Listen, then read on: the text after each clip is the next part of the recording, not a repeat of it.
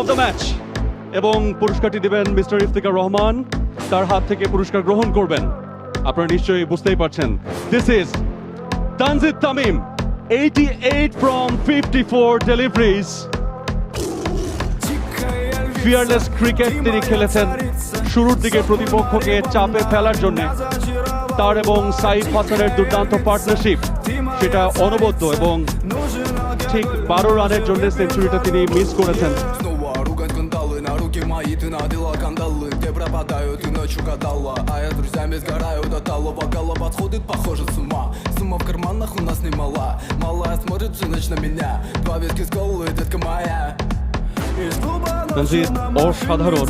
আমরা যে প্রতিপক্ষের বিপক্ষে আপনি 88 করলেন, তাদের আমরা লাস্ট ম্যাচে দেখেছি তারা প্রতিপক্ষকে পাওয়ার প্লেতে কিভাবে খাইয়েছে, ঠিক কিভাবে সার্ভাইভ করলেন এবং উইকেটের নেচার এবং আপনার ইনিংস। ফার্স্ট অফ অল আলহামদুলিল্লাহ যে চ্যাম্পিয়ন হয়েছি আমরা এই টুর্নামেন্টে। আর আমি আর সাহেব ভাই একটা খুব ভালো একটা পার্টনারশিপ ছিল, 100+ পার্টনারশিপ। দুইজনই যখন উইকেটে গেছি কিছুটা সময় নিয়েছি, চেষ্টা করেছি যে উইকেটটা বোঝার। যখন দেখেছি যে উইকেটে 200+ রানের, তখন আমরা সেভাবে এগোইছি। অ্যাবসলিউটলি। এবং মিরপুরের উইকেটে এরকম একটা বড় স্কোর করা আমরা জানি যে সবসময় একটু টাফ হয়ে থাকে। সো অপোনেন্ট আসলে কতটা টাফ টাইম দিতে পেরেছে আপনাদেরকে? পাওয়ার প্লের 2-3 ওভার বাদে আমরা কমফোর্টেবলি ব্যাটিং করছি, চেষ্টা করেছি আমাদের জোনের জন্য ওয়েট করতে, এবং তারা যখন আমাদের জোনে দিয়েছে আমরা হিট করার ট্রাই করছি।